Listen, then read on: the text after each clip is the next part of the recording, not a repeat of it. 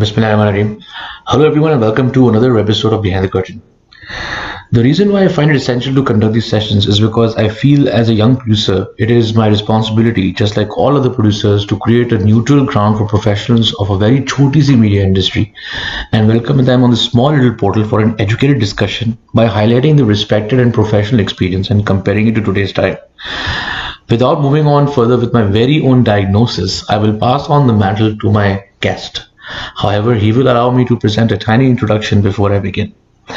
My renowned and respected guest today is a senior mastermind and creative legend who has given his lifetime to the Pakistan media industry, and he is a creative specialist, a screenwriter, a lyricist, and an actor. Above all, a superb media professional, perfectionist, and humble human being. With focus on writing and exhibiting as an artist, and catchy way of exemplifying the real life humor based on social issues. His messages are hard-hitting and are received with utmost praise. I think if someone is creative and writing is an art empowered upon the individual, then perhaps the visualization of the imagination within the creative world is a talent to commend for. They create a world so brave and so expressive, so rare that it leaves the audience spellbound, wanting for more. If the same is transpired onto the screen as an actor, makes the individual a powerhouse of a talent, a rare gem, a rare find, a rare gold mine of creative art. A moment of pride for Pakistan and international and critical acclaim whose majestic work has to be mentioned, that include the fantastic Ramchand Pakistani, directed by Mehreen Jabbar, Tere Bin Laden, and his contribution for its amazing dialogues, Mehreen Sabi Love You, and a very small appearance in Punjab Nahi Jaungi. Two official entries for Academy Awards Pakistani films, The Brilliant Cake, and my all-time favorite Lal Kabutar with his mind-blowing performance. Televised products worth mentioning: Taricha, Goya, Teri Meri Jodi, The Stellar Suno Chanda, Hum Chale Aaye, Deeware Shab, Ruswai, Ehd Wafa, Ye Dil Mera, and the blockbuster Mere Paas Tum Ho, in which we saw him reprise the role of the iconic Mateen Sahab. And I must mention my favorite supernatural television show, Mystery Theatre, the debut series. With me, I have none other than Sayyid Mohammed Ahmed Sahab on Behind the Curtain. Sir, Assalamu alaikum. कैसे हैं आप? ठीक ठाक? मैं बिल्कुल ठीक हूँ। इतनी सारी बातें तुमने अंग्रेजी में मेरे बारे में बोल दी कि मैं उनमें से आधी समझ पाया, आधी नहीं समझ पाया। बाकी जितनी बहुत सारी बातें हैं, मुझे लगता है तुमने बहुत सारा मेरे बारे में पढ़ा। सर, मेरे पास जो रिसर्च अवेलेबल है, मैं कोशिश करता हूँ जहां से निकाल सकूं। मैं तंग तो नहीं करता हूँ, और है थोड़ा मैं दूर हूँ, लेकिन I try to find it myself and research it. But apologies if I fumbled और mistaken some works there. But जिस चीज की मुझे रिसोर्सेज अवेलेबिलिटी थी, वो मैंने प्रेजेंट किया और मैंने अपनी ऑडियंस के सामने रखा है. और अगर कुछ मिस होता है उसकी माजरत. बिल्कुल भी नहीं।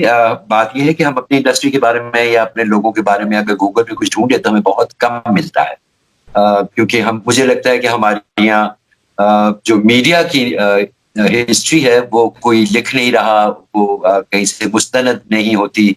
अगर आप रिसर्च करने बैठे तो आपको बहुत सारी बातें पता नहीं चलती, क्योंकि वो फिल्म्स भी जो बहुत उम्दा किस्म की फिल्में थी वो भी डिस्ट्रॉय हो चुकी. ठीक सर, तो आपकी बात बिल्कुल ठीक है. और जहां भी वो रिसोर्सेज मिलती हैं वो थोड़ी सी रेप्लिकेटेड होती हैं और सेम चीज ही साइकिल में चल रही होती हैं. So we don't have a library of knowledge for our people and our future professionals as well. Sir, firstly thank you, आपने ज्वाइन किया. मैं स्टार्ट करूंगा सबसे पहले कि I hope you are keeping safe at COVID time, and if you are shooting I hope the right precautions are being taken at your end. और थोड़ा सा इस पे बात करें कि क्या सही रास्ते पे हम जा रहे हैं कोविड के टाइम पे as an actor as well.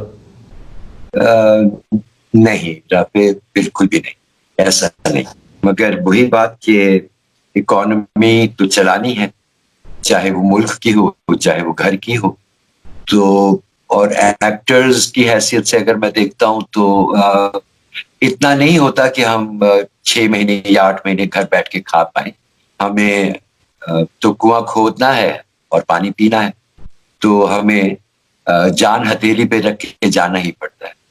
तो उसमें यूं है कि मेरी उम्र के लोगों को खतरा ज्यादा है, और चूंकि मैं स्मोकिंग भी बहुत करता हूं, तो मैं सही का काजी हूं. इस वक्त मैं जंग लड़ रहा हूं रोज शूट पे जाकर. सर लेकिन चले, आई होप जहाँ पे भी आप शूट कर रहे हैं, जिस प्रोडक्शन एनवायरनमेंट में, आई होप प्रोड्यूसर्स उसकी रिस्पॉन्सिबिलिटी लें, बिकॉज सबसे जो डेंजरस पॉइंट है कोविड का वो ये है कि सीनियर्स को इफेक्ट ज़्यादा करता है। तो I hope wherever you are in safe hands. Second question I would like to ask you is that are you a writer first और are you an actor first? Writer. तो writer first. तो अब भी यूँ लगता है, खैर वो तुम दुखती रगों पे ही आज कुछ लगता है मुझे छलांगे मारोगे मेरी। तो खुद को इस खुशफहमी में मुब्तला रखा था मैंने 17 साल तक कि मैं लिख सकता हूँ। फिर ये बात साबित हुई कि मैं नहीं लिख सकता, और कुछ इदारों ने बरमला मुझे ये बात बताई कि मोहम्मद अहमद आपको तो लिखना नहीं आता और आप ना लिखिए। तो फिर मैंने लिखना छोड़ दिया। उसके बाद से फिर बहुत परेशानी के आलम में था जब ये केक की ऑफर हुई थी। फिर ये मैंने जब मूवी की उसके बाद से अल्लाह का शुक्र है कि वो, जैसे अल्लाह मियां कहते हैं कि एक दरवाजा बंद होता है तो 100 दरवाजे खुलते हैं। तो मेरे लिए राइटिंग का दरवाजा जब बंद हुआ तो अदाकारी का दरवाजा अल्लाह मियां ने खोल दिया। तो अदाकारी कर रहा हूँ। तो अब दोनों बातों में राफे, मुझे तो यूं लगता है कि ना मैं राइटर हूँ ना मैं एक्टर हूँ। बस जाके लाइनें बोलनी होती हैं, वो उसको बोल के आ जाता हूँ, और वहां लाइनें लिखनी होती थी तो लिख के आ जाता था।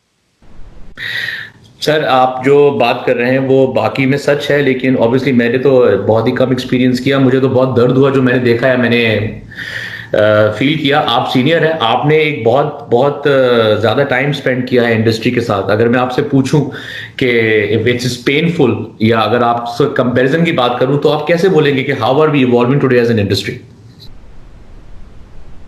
राफे, हाँ पेनफुल, मेरे ख्याल में हम बूढ़े जो होते हैं वो हमेशा ये कहते हैं कि जी हमारा वक्त बहुत अच्छा था।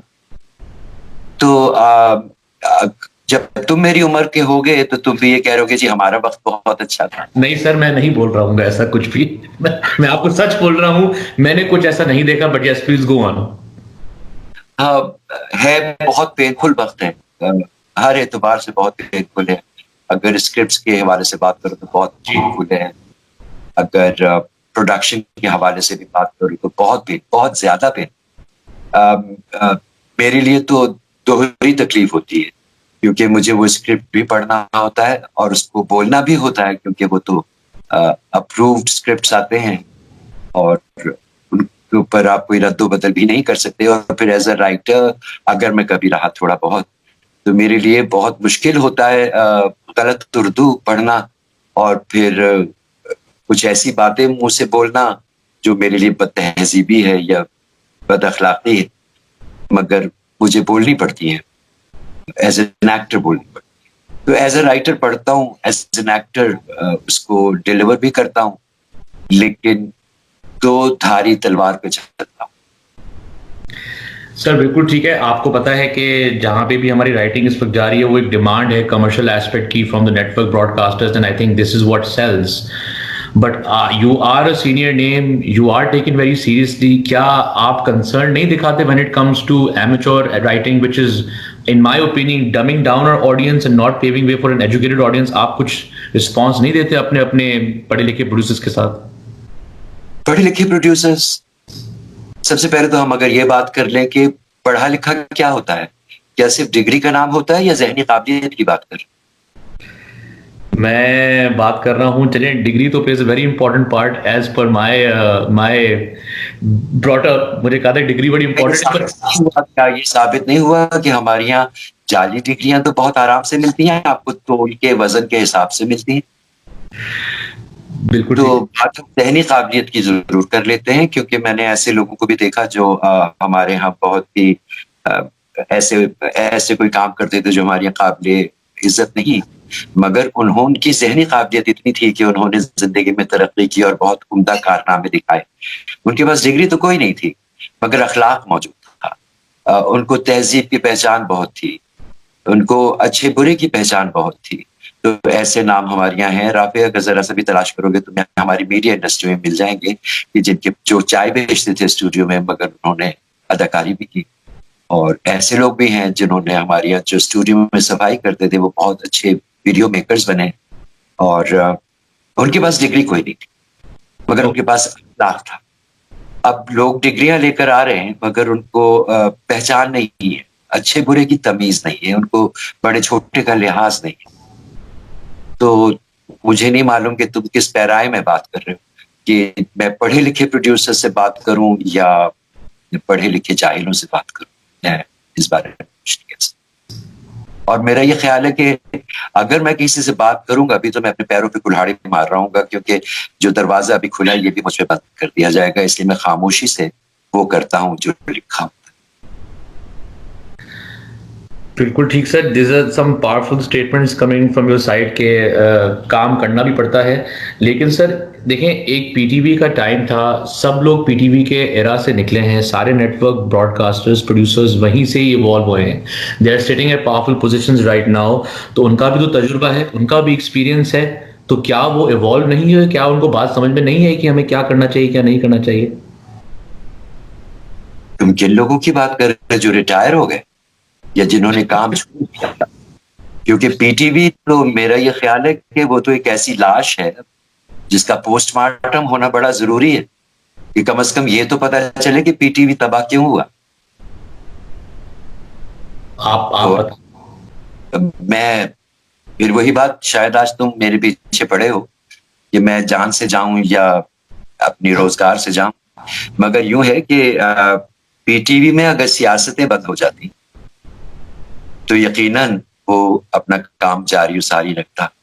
और सियासतों की नजर हो गया पीटीवी, बहुत सारी गलत फैसलों की नजर हो गया पीटीवी, और अब भी उसमें गलत फैसले हो रहे हैं। लेकिन तुम्हें ताजुब इस बात में होगा कि मुझे अब भी ये उम्मीद होती है कि अगर कहीं से अच्छा काम कभी दोबारा शुरू हुआ तो वो पीटीवी से ही हो। वो प्राइवेट चैनल से तो मुझे कोई उम्मीद नजर नहीं आती, क्योंकि वहां पे शायद मयार कुछ और है। वहां मयार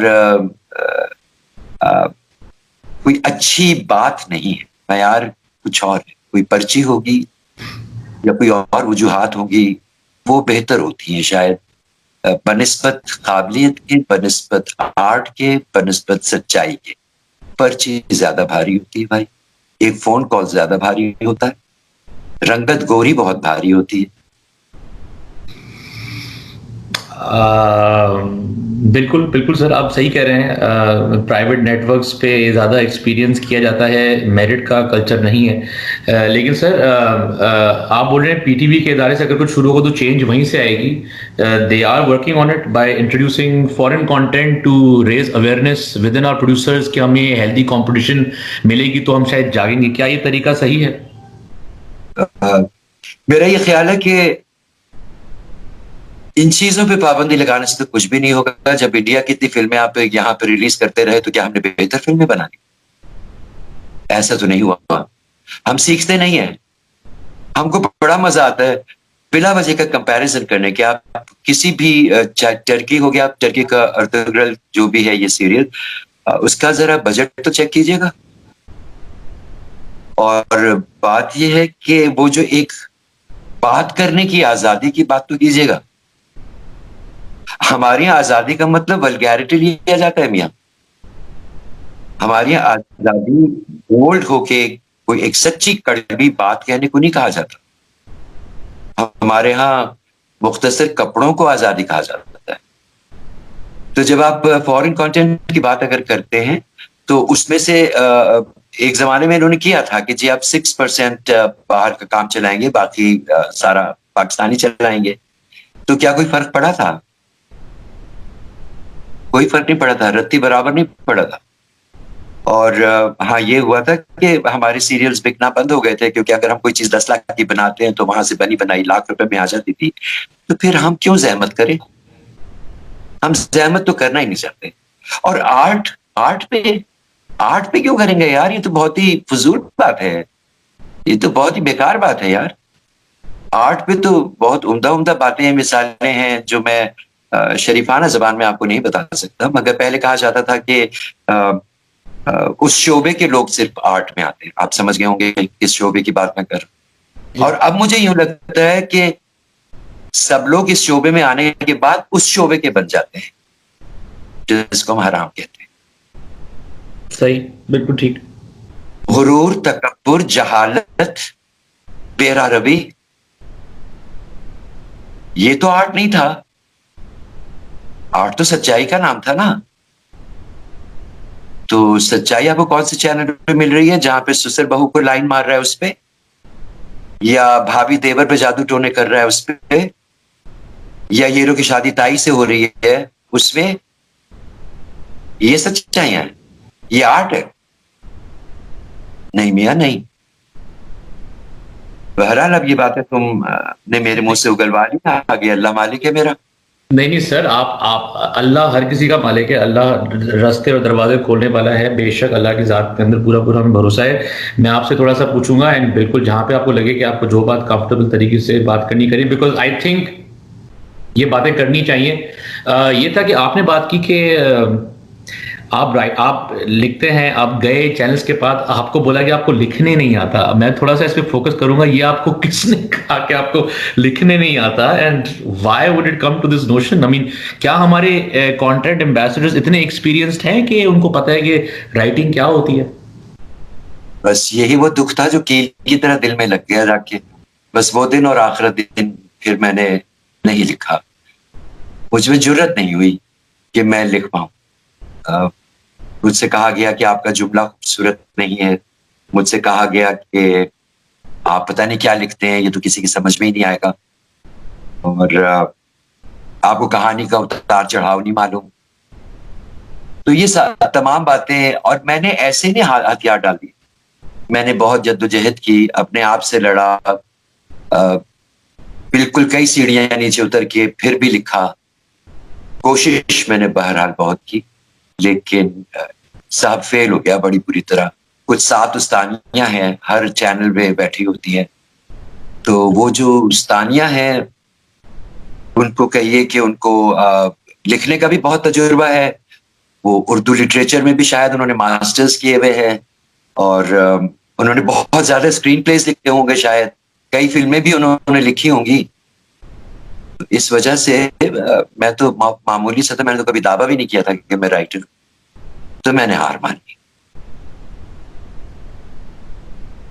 सर आपने हार क्यों मानी? क्योंकि हार, आई मीन जद्दोजहद अगर इतनी स्ट्रगल है तो फिर आई मीन व्हाई नॉट, एक शोर तो मचना चाहिए सर थोड़ा सा। कैसे? मैंने हर जगह बोली ये बात। मैं कभी घबराया नहीं ये बात बोलने से, ना कभी शर्मिंदा हुआ। क्योंकि अगर ये मेरी नाकामी है तो नाकामी भी कबूल करना मैं समझता हूँ बहुत बहादुरी की बात है। तो मैंने तो अपनी नाकामी भी कबूल की और बरमला की, और बता के की कि क्यों की। तो मैं समझता हूँ कि वो वक्त आ गया है जब बाकी जैसे अनवर मकसूद साहब ने कहा कि कोई भी अच्छा राइटर नहीं लिखा। शायद मैं अच्छा हूँ जो नहीं लिख रहा। Very very very very well put sir. तो ठीक है, तो आप बेसिकली मतलब कि अगर मैं बात करूं कि कंटेंट एम्बेसडर्स, कंटेंट राइटर्स, एक स्क्रीन पे हमारे कंटेंट आ रहा है, you are saying this is not the way to content to go. मैं आपसे पूछना चाहता हूं वो कौन सा पॉइंट था कि हमें जरूरी लगा कि हम इसी कंटेंट की तरफ आए? क्या ये सोशल सिचुएशंस क्रिएट हुई हमारे मुल्क के अंदर? क्या उन्होंने इंस्पिरेशन कहीं से उठाई? Why did we drift in this part of creating such content? मैंने कहा कि आजादी का मतलब बेहूदगी नहीं होता। और मैंने जब काम शुरू किया था तो मैं जो अपनी इंडस्ट्री के गॉड फादर जिनको मैं कहता हूँ गजनफर अली से शुरू किया था। उन्होंने मुझे बहुत सिखाया था। और चूंकि मेरा पहली टेलीफिल्म बैन हुई और फिर चली और फिर बहुत ज्यादा कामयाब हुई, तो वो बहुत बोल्ड सब्जेक्ट पे थी कि औरत धंधा क्यों करती है। तो वो एक बहुत बोल्ड सब्जेक्ट था मगर बेहुदा नहीं था। उस वक्त गजनफर ने मुझसे एक बहुत ही तारीखी जुमला कहा था, और उसने कहा था कि अगर आजादी मिल गई नहीं हमारी मीडिया को, तो फिर सिर्फ बेहुदा फिल्में बनेंगी। और अब जब मैं टीवी देखता हूं तो कई मनाजिर ऐसे आते हैं जिनको मैं घर वालों के साथ बैठ के नहीं देख सकता, क्योंकि शायद अभी हमारे यहाँ कुछ तहजीब मौजूद। तो मुझे बार बार गजनफर अली का वो जुमला याद आता है कि आजादी हो गई तो सिर्फ बेहुदा फिल्में बनेंगी। और अब आप बताइए मुझे राफे, देखते तो आप भी होंगे टीवी, तो क्या आपको ऐसा लगता है कि आप अपनी वालदा, बहनों, बेटियों के साथ वो सीन देख सकते हैं जिसमें वो कह रही है कि अम्मा प्रेग्नेंट हो गई, या ये कि 9 साल का बच्चा अपनी वालदा से कह रहा है कि मुझे पता है कि तूने मेरे बाप से शादी, इस आदमी से शादी क्यों की है, तू इससे तलाक लेगी और फिर बाद में मेरे बाप से शादी दोबारा करेगी। तू के लफ्ज से अपनी माँ से मुखातिब है, 9 साल का या 10 साल का बच्चा अपनी माँ से ये बातें बरमला कर रहा है और ये ऑन एयर भी जा रहा है। तो बात ये थी कि मेरे ख्याल में जो मीडिया था ना, या हमारी फिल्में थी, पहले उल्टी चलती थी, वो आवाम को सिखाते थे, वो आवाम को कोई ना कोई मैसेज देते थे, वो कोई ना कोई बात अपनी फिल्म से या अपने ड्रामे से बताया करते थे। मुन्नू भाई हो गए, बानो कुदसिया हो गई, हसीना मोइन हो गई। अब उल्टा आ गया, अब आवाम हमें बताती है कि हमें क्या देखना है। वो जो सो कॉल्ड रेटिंग सिस्टम है, अगर है, वो हमें बताते हैं कि क्या लिखिए। वो हमसे कहता है कि पहली किस्त में चांटा मार दें या तलाक दे दें, दूसरी किस्त में हीरो आ जाना चाहिए, तीसरी किस्त में रेप हो जाना चाहिए, चौथी में शादी होने के बाद वायलेंस शुरू हो जाना चाहिए। ये वो फॉर्मूला है जिसको मैं तो नहीं लिख पाया, मैं फेल हो गया।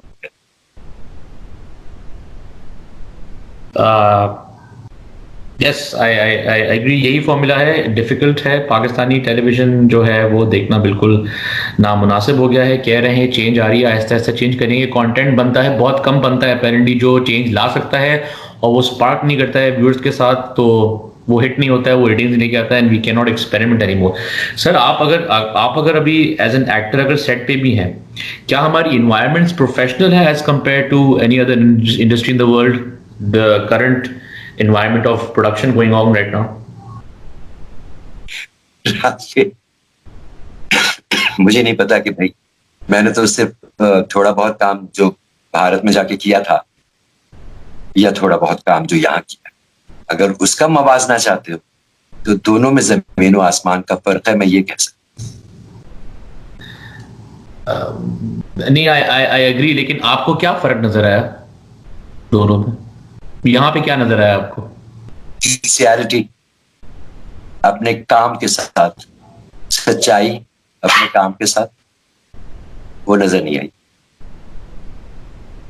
तो सर, मतलब कि आप अगर एक कमरे में बैठ के एक्टिंग कर रहे हैं and there is something happening right there, तो do you try to point something out, या आपने काम से काम रख के बोलते हैं भाई it's nothing to do with me, I have to mind my own business? I try to mind my own business. Honestly, I'm trying to learn how to stay quiet, silent. क्योंकि बहुत नेगेटिव इम्पैक्ट होता है हमारे यहाँ बोलने वाले पर, बहुत ज्यादा नापसंदीदा शख्स हो जाता है कि ये बोलते बहुत हैं, हर चीज में कीड़े निकालते हैं। जैसे ये ताना भी सुनने को मिला मुझे कि अगर मैंने उर्दू ठीक की स्क्रिप्ट में, तो भाई राइटर है ना, इनको तो दूसरे राइटर की चीजें गलत ही लगेंगी। फिर मैंने उससे बोलना बंद कर दिया, फिर मैंने कहा कि नहीं, चुप साध ली। अब अगर दूसरे अदाकार लेट आ रहे हैं और हम चूंकि पुराने वक्तों के हैं, वक्त पे पहुंच जाते हैं, 6-6 घंटे हमें सेट पे इंतजार करना पड़ता है, या 8 घंटे भी वास्तव आपने किया, तो कोशिश करें कि ना बोले। चले ठीक है, नहीं, आई अंडरस्टैंड के अंडरस्टैंड 6-8 घंटे is too much. I am sorry, I am this is a lot of time to be spent on waiting for some young professional. Sir, जिम्मेदारी नहीं है सीनियर एक्टर्स पे, जिम्मेदारी नहीं है सीनियर एक्टर्स पे पास ऑन करने के लिए कुछ ऑन यंग प्रोफेशनल्स कि यार इस तरह ना करो? क्या फ्रेटर्निटी नहीं है, क्या इंडस्ट्री नहीं है, क्या जोड़ नहीं है आपस में? राफे, मुझे बताओ कि क्लासरूम होती है, एक टीचर होता है, 32 बच्चे सामने बैठे होते हैं, उनमें से कितने बच्चे होते हैं जो बाकी टीचर की सुन रहे होते हैं? सब कहते हैं भाई यार खुदा के वास्ते लेक्चर बंद करो यार। अब लेक्चर कोई भी नहीं सुनता, और अगर आप ज्यादा नुक्ताचीनी करेंगे, तो फिर आपको पता है हमारे यहाँ दरवाजा बंद करने में कितनी देर लगती है। नाम गिनवाऊं आपको? बहुत अच्छे अच्छे, बहुत काबिल लोग घरों पे बैठे हुए हैं, क्योंकि वो नापसंदीदा नामों में उनका शुमार हो गया। वो बोलते बहुत हैं, नुक्ताचीनी बहुत करते हैं। तो अब वो वक्त नहीं है जहां पे मैं या कोई दूसरा शख्स भी बोले या यही बता दे कि आप गलत कर। आपको नहीं मालूम, क्योंकि मैं कितने बुरे वाक़े से जिंदगी में गुजर चुका हूं शो बिजनेस में, जिसके बाद ही मैंने फैसला किया कि एक बच्ची थी जो शूट पे कोई 4.5 घंटे लेट आई थी, और मैंने सिर्फ उसकी असिस्टेंट इससे पूछ लिया था कि कितनी देर आपको नीचे गाड़ी पे इंतजार करना पड़ा। आपको यकीन नहीं आएगा कि उस बच्ची ने मुझे वो बेनकद सुनाई थी, सदाकारा ने वो बेनकद सुनाई थी कि मैं वो अल्फाज अभी दोहरा नहीं सकता। सबके सामने, 30 आदमियों के सामने। वो मुझे पहचानी नहीं थी, तो मैंने सिर्फ उससे ये कहा कि बेटा मैं तुम्हारे अब्बू की उम्र का हूं। उसके बदले में भी जो उसने मुगल्लिज़ात बकी वो मैं दोहरा नहीं सकता। उसके बाद क्या आप समझते, जैसे मुझे 7 उस्तानियों ने कह दिया कि आप नहीं लिख सकते, एक वो कील लग गई। फिर इस अदाकारा ने मुझको मेरी औकात याद दिला दी, दूसरी कील लग गई। तो क्या मैं तीसरी कील खाने के लिए दोबारा कुछ बोलूं? क्यों बोलूं बेटा? हर आदमी की इज्जत नफ्स होती, कोई सेल्फ रिस्पेक्ट तो होती। अगर किसी बात का ना हो, लिहाज ना हो, तो उम्र का लिहाज होता है। फिर मैं बोलूं क्या बोलूं? Sir, it's very heartbreaking to hear this. I'm appalled by this. लेकिन मेरे ख्याल से एक प्रोडक्शन एनवायरनमेंट की एक रिस्पॉन्सिबिलिटी होती है अपने सीनियर्स को अपने अपने उस माहौल में रिस्पेक्टेबल एनवायरनमेंट क्रिएट करना।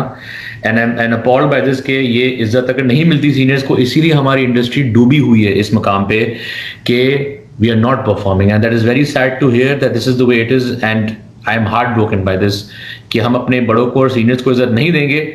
It's going to be a downward hill for this sir. But अब देखें, आपने इतनी बड़ी बड़ी बातें कर ली हैं, आपने you speaking about it. If I'm to ask you a way forward with this, if I'm to ask you how do you change a perception, आपकी तरफ से क्या होंगी कुछ बात कि ये चीजें हैं जहां पे वो इशू एग्जिस्ट करते हैं, अगर इस साइकिल से हम चेंज करें, कुछ चेंज कोशिश करें, कहां से स्टार्ट कर सकते हैं आप? Sorry, please do take your time.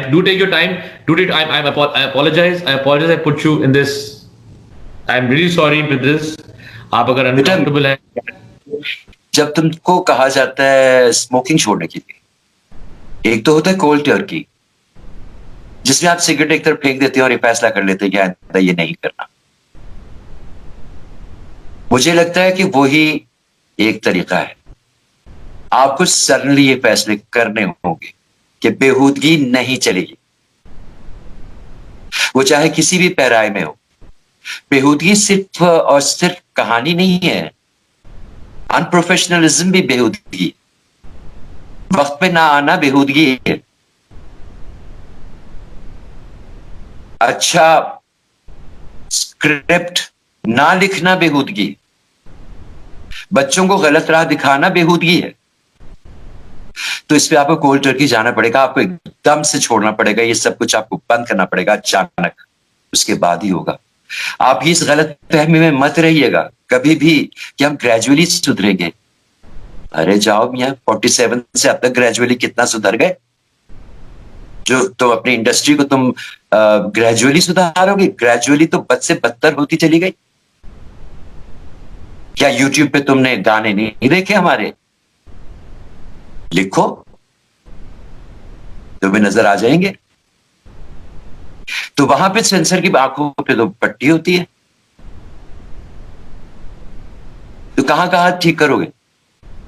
अचानक जैसे कैंसर फैलता है टांग में, तो कहते हैं टांग काट दीजिए वरना पूरी बॉडी में फैल जाएगा, तो काट डालिए और फैसला कर लीजिए।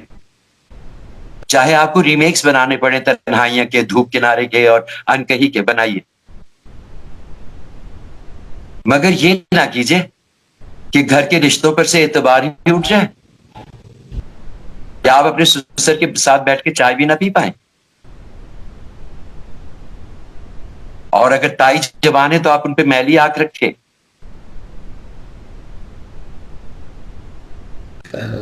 ये आपको लगता है ग्रेजुअली सुधरने वाली बातें? नहीं, ये ग्रेजुअली सुधरने वाली बात नहीं है। आपको बहुत कड़क फैसला करना हो।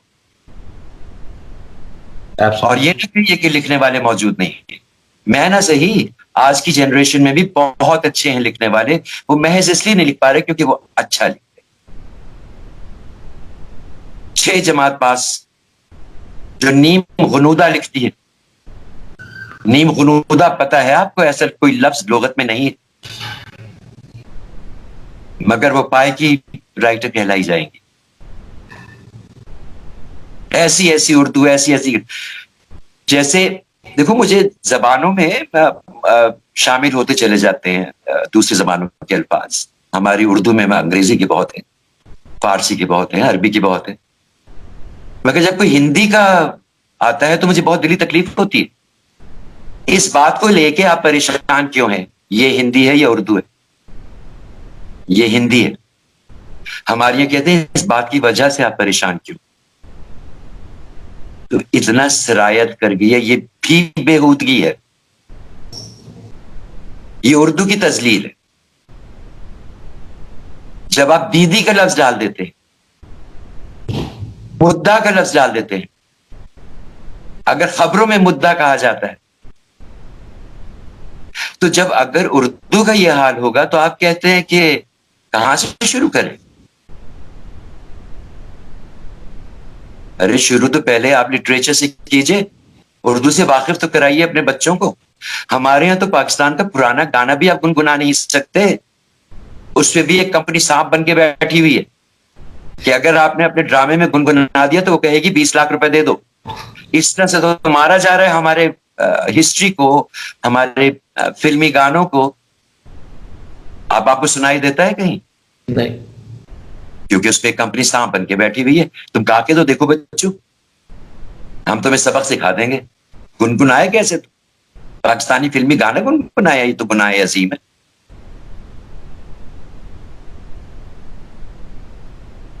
It's tragic, it's sad, I agree.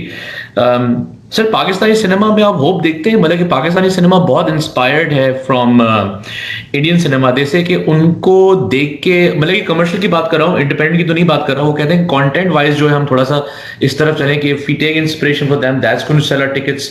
हम अपनी कल्चरल हेरिटेज से, सकाफत से और अपने जो लर्निंग्स है वहां से नहीं जाते हैं, और उस तरह की फिल्में जो है नहीं आती हैं उस मयार पे। तो आपको लगता है it's on the right path as a film fraternity, as industry and concept wise? You been part of it.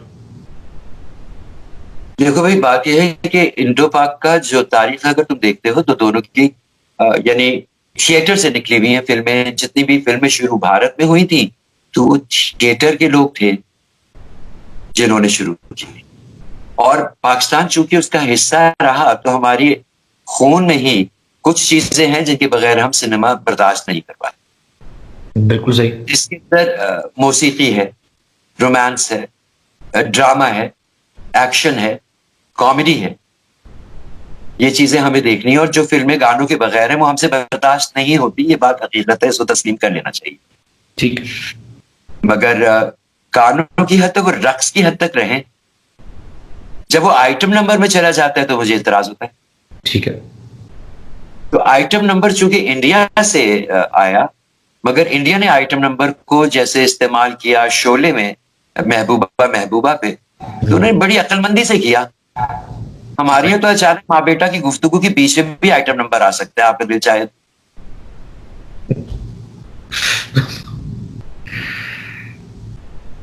तो हाँ, हम इंस्पायर्ड वहीं से होंगे क्योंकि वो हमारी जबान है, हम उसे समझते हैं, तो हम वहां से इंस्पिरेशन लेते हैं और लेते रहेंगे। ठीक। क्योंकि देखो, परवेज मुशर्रफ साहब ने कहा था कि उनको वो आर्ट आ गया है कि वो अपनी बदसूरत मुल्क को बड़ी खूबसूरती से दिखाते हैं, और हमें अभी वो आर्ट सीखना है कि हम अपने खूबसूरत मुल्क को खूबसूरती से दिखाएं। मगर हमारी तवज्जो आइटम नंबर पे ज्यादा लग गई, हम उसे खूबसूरती से दिखाने लग गए। बात यह है कि अगर ईरान का सिनेमा डब करके दिखा देते तो गुनाह होता। बिल्कुल नहीं। लोग वाकिफ तो होते ना कि ऐसी चीज भी कोई दुनिया में होती है। एब्सोल्युटली। केक भी थी, केक भी थी, बिल्कुल और सही। साथ साथ दूसरी फिल्म में भी आपको देख, मैंने एक में तो काम भी किया था, जी आपको अंदाजा होगा। जी। जब अम, कोई बेहतरी होगी या नहीं, राफी, मेरा मेरा नजरिया इस बारे में यह है कि जी हमारे टेलीविजन के और कमर्शियल्स के जो डायरेक्टर है, जी जी। उनको इस खुशफहमी के खोल से बाहर आना होगा कि वो फिल्म बना सकते हैं। हरगिज भी नहीं। 2.5 मिनट के कंटेंट में और 2.5 घंटे के कंटेंट में जमीन और आसमान का फर्क है। ठीक है। बिल्कुल सही। और टीवी का जो फ्रेम है, उसका मूवी के फ्रेम से कोई ताल्लुक नहीं। एब्सोल्युटली। तो ये खुशफहमियां ये तोड़नी होंगी, इस शेल से बाहर आ जाए वो लोग जो समझते हैं कि एक दफा उन्होंने एक ड्रामा बना लिया तो मूवी बना लेंगे। इस खुशफहमी से निकल आए, जितनी जल्दी बेहतर होगा। हमारे पास बहुत काबिल बच्चे, मैंने उनके साथ काम किया है। मैंने अभी जैबिस्ट के बच्चों के साथ काम किया है, और मैं अक्ल दंग व शशदर रह जाती है कि वो 10 मिनट में आपको क्या कहानी दे देते हैं। वो 10 मिनट की थीसिस फिल्म जो है, वो आपके महान टीवी डायरेक्टर से बहुत बेहतर होती है। I agree. I agree. ऐसा ही है, ऐसा ही है. The young people are there, then they have a chance of moving forward with this. लेकिन sir, okay, I do believe I have just a couple of more questions, and I will not bug you anymore, sir. As an actor as well, fraternity है, as an actor एक growth है, एक unity है. क्या I'm hearing there's an actors trust as well where actors meet. Are you part of it? Does it exist? Does it resolve any issues? क्या आपको पैसे time पे मिलते हैं? क्या चीजें मसले हल होते हैं? Are we growing union? No. मुझे ये जो कुछ तुम कह रहे हो, इसको मैं लतीफे के तौर पर तो ले सकता हूँ, संजीदगी से नहीं ले सकता। अच्छा, ठीक है. तो फिर मेरे ख्याल से there is no use of anything which या एग्जिस्ट नहीं करती है या नहीं काम कर रही होगी, लेकिन अपेरेंटली फॉर्मेशन है, बातचीत होती है, एंड सीनियर्स को भी इन्वॉल्व करना चाहिए. तो अगर आपको नजर आ रहा है which means I guess there is nothing there. तो मुहावरे चोटी बिल्ली मलाई की रखवाल। आपने बिल्ली को ही अगर दूध की रखवाली पे बिठा दिया तो हो गई रखवाली।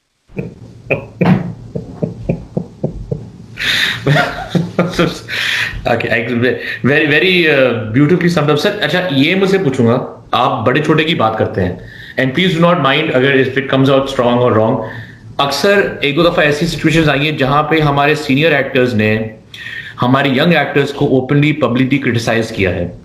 कभी कभी हो जाता है इसके अंदर जिसके अंदर वो बहुत एक गलत तरीके से लिया जाता है, and then there is a unity within the industry जहां पे एक्टर्स को कैंसिल किया जाता है और उनको बार किया जाता है. Are you in favour of such thing? किस तरह होना चाहिए, और is anyone allowed to give? ये बात भी हम कर चुके ना राफे, हमने जब तहजीब की बात की थी. सही, बिल्कुल ठीक है, बिल्कुल ठीक है. और वो तहजीब में सबसे पहली बात तो सामने वाले की इज्जत है, चाहे वो छोटा हो या बड़ा हो. आपको कोई हक नहीं पहुंचता कि आप किसी को इस तरह से बेइज्जत करें. अल्फाज का चुनाव अगर आपको नहीं आता तो फिर आप खुद को आर्टिस्ट ना कहिए. Fair enough. अगर आप अपनी बात को तमीज से किसी की कानों तक पहुंचाने की सलाहियत नहीं रखते तो खुद को आर्टिस्ट ना कहिए. Fair enough. तो बहुत बेसुरी बात हो गई ना, तो बहुत बेसुरी बात होगी, फिर आर्टिस्ट ना कहिए. जब आप किसी की बुराई अगर कर रहे हैं, तरीके होते हैं ना, ढके छुपी बातें भी होती है. बिल्कुल ठीक है. 100% अग्रीड. Very nicely put. अच्छा, एंड एक और बस चीज पूछूंगा कि क्रिटिसिज्म जब हो जाती है ड्रामों के ऊपर या क्रिटिसिज्म फिल्मों के ऊपर हो जाती है, एक पीआर कल्चर शुरू हो गया है जहां पे टारगेट किया जाता है लोगों को. उसके अंदर एक जंग है. उस पर आपकी क्या राय है कि how is this being carried out right now? देखिए, क्रिटिसिज्म पहले भी हुआ करती थी हमारे बचपन से ही, क्योंकि अगर तुम यूं कहो कि अब तुम्हें उम्र के उस हिस्से में हूं जब पता नहीं कब खुदा हाफिज कह दे, लेकिन ये कि भाई पहली फिल्म से लेके अभी तक का तमाम याद है। जब मैंने पहली फिल्म पाकिस्तान की देखी थी, चल्ला जिसका नाम था, शबनम की, जिसमें वो इंट्रोड्यूस हुई, और आखिरी फिल्म मैंने जो पाकिस्तान की देखी, आधी देख के हो गया था, तो उसका नाम ना ही बताऊं तो बेहतर। क्रिटिसिज्म उस वक्त भी होती थी, मगर वो घर की औरतें बैठ के किया करती थी, तो वो बनाने वाले के कानों तक नहीं पहुंचती। सही। अब ये होता है कि अब वो बनाने वाले के कानों तक पहुंच जाता। देखो मियां, जब तुम कोई पेंटिंग बनाते हो और उसको नुमाइश के लिए दीवार पे लगाते हो और उसके देखने वालों में मेरे जैसे जाहिल भी होते हैं, तो वो तुमसे सवाल तो करेंगे कि मैं ये ऐसा क्यों लग रहा है कि पान की पीक थूकी हुई है। बिल्कुल ठीक। मेरा हक है पूछना।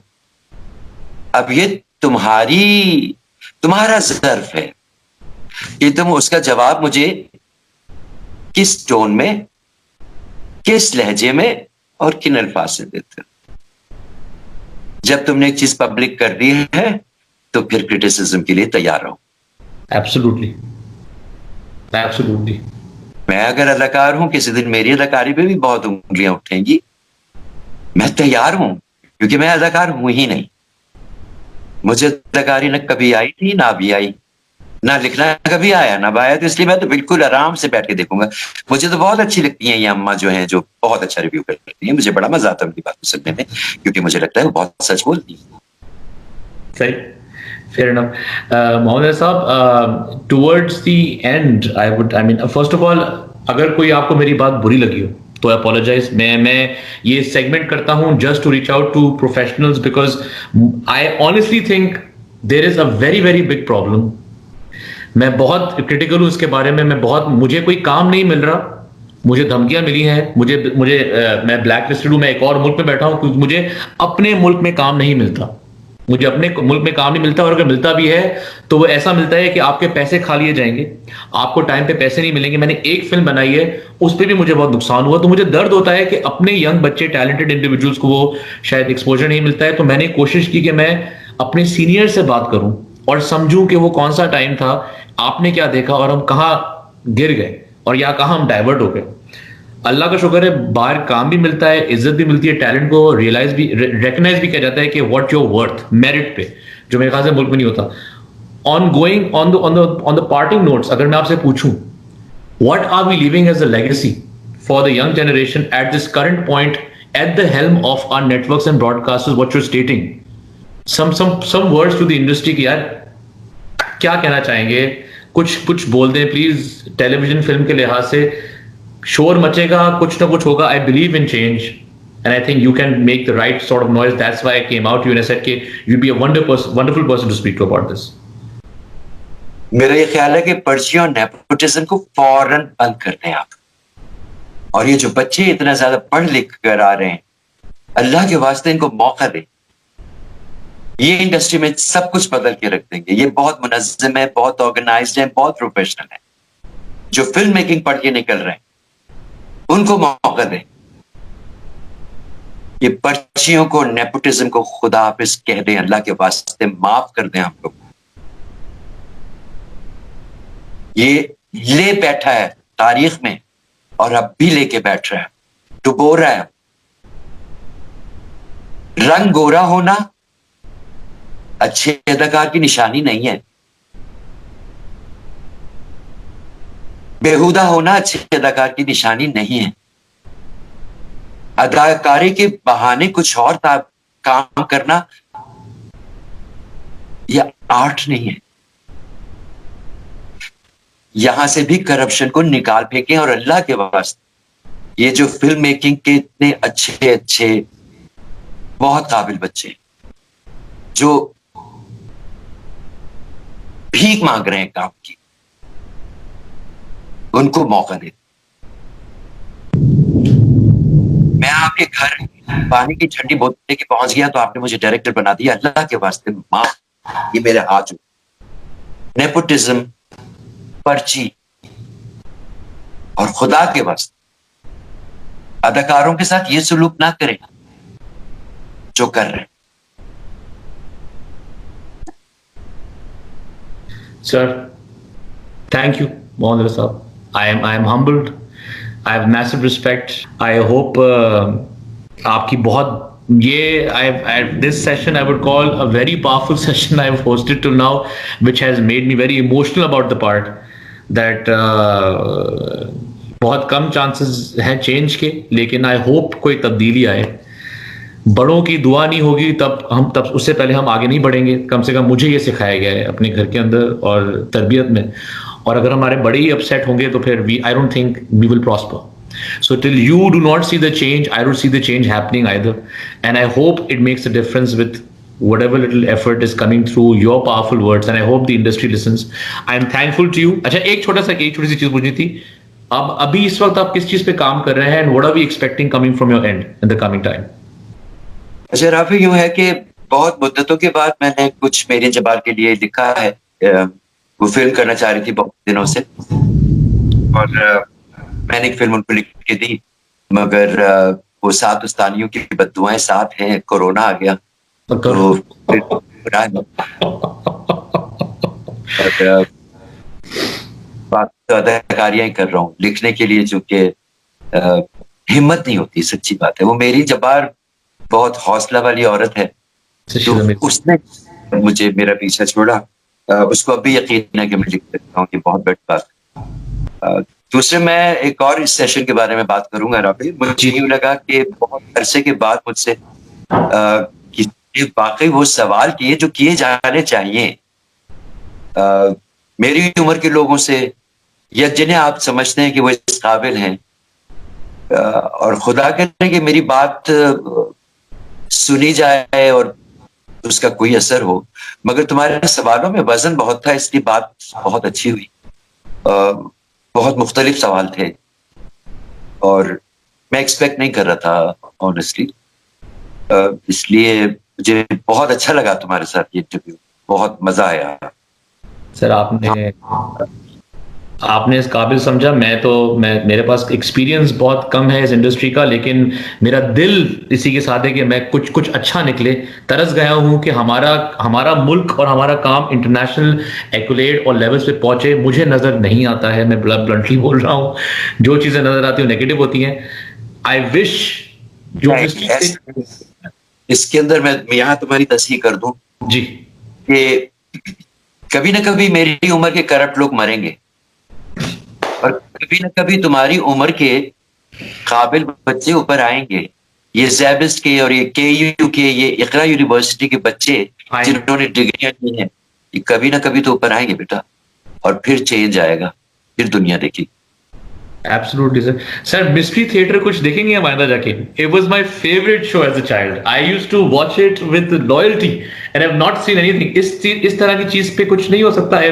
I mean, can we work on something like this? I'm a fan. I mean, क्या हो गया? आखिरी अभी मैंने जो मेरे ख्याल में 3 साल पहले जो किया था या 4 साल पहले, उसका नाम था धुंध. वो कोई 26 किस्तें थी और वो TV1 से ऑन एयर गया. ठीक है. वो मुझे अभी इतना पसंद है कि वो सारी मिस्ट्री थी. राइट. मगर फॉर्चुनेटली वो ऐसे चैनल पे था जहां देखा. राइट. वो बहुत खूबसूरत थी. Absolutely. No, I'm looking forward. I'm a huge fan. I do intend on coming back and meeting you in person as committed. I am humbled by your time and patience. I applaud it. I hope this session was worth it. Thank you so much. और I look forward to the background. अपना ख्याल भी रखिएगा. Please stay safe, sir. सबसे पहले please stay safe, क्योंकि Covid time में जो है बहुत मुसीबत है, स्पेशली विद सीनियर्स. अल्लाह करे हमारे प्रोड्यूसर्स, हमारे सीनियर्स को कुछ इंश्योरेंस क्लॉज देते हैं कि यार they are calling them for their own selfish reasons, not for the sake of care. कोई इस तरह का. चलो आप खुश रखिए बेटा, जीते रहो. Sir, thank you so much. I will be in touch. खुदा हाफिज़ सर. खुदा हाफिज़. Please regards to your family.